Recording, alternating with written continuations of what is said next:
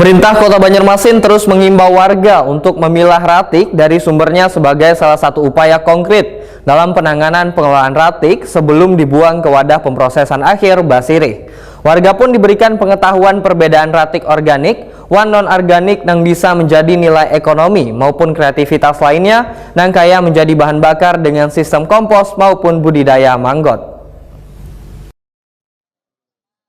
Pemerintah Kota Banjarmasin terus menghimbau warga untuk memilah ratik dari sumbernya sebagai salah satu upaya konkret dalam penanganan pengelolaan ratik sebelum dibuang ke wadah pemrosesan akhir Basirih.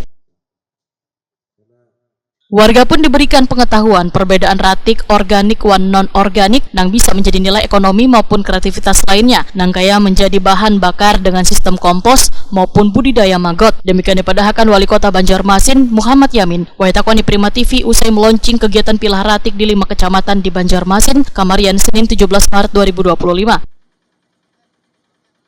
Muhammad Yamin berharap sebaratan pemangku kepentingan mulai dari camat hingga lurah yang ada di 52 kelurahan turut aktif melakukan pengawasan pada wadah pemilahan ratik yang tersebar di 5 kecamatan di Banjarmasin.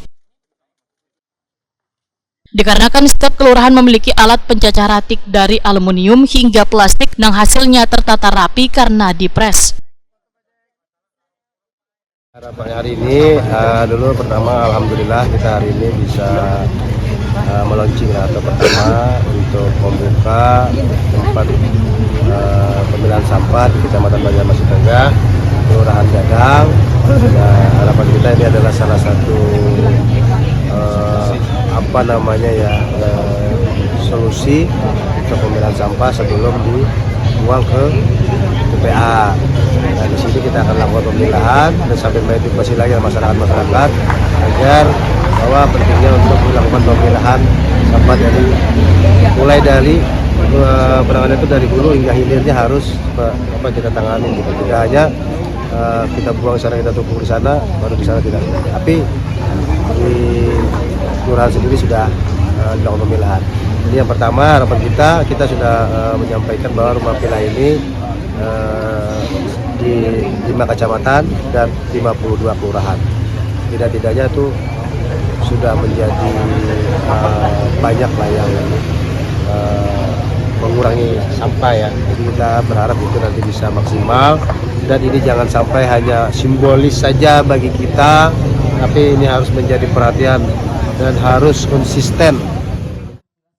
Wakil Wali Kota Banjarmasin Ananda menyatakan optimalisasi pembangunan wadah pengolahan ratik reuse, recycle merupakan solusi cepat yang dapat diterapkan untuk jangka panjang dalam mengatasi permasalahan ratik.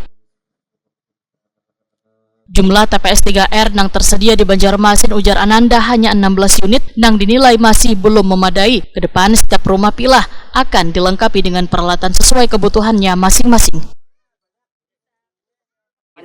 Ini solusi terinstan yang bisa dilakukan untuk jangka panjang. Jadi kan kita tahu di Kota Banjarmasin tidak semua kelurahan punya TPS 3R kita tidak punya. Kita cuma punya 16 TPS 3R di Kota Banjarmasin dan itu tidak memadai. Jadi ini adalah solusi instan tercepat untuk jangka panjang.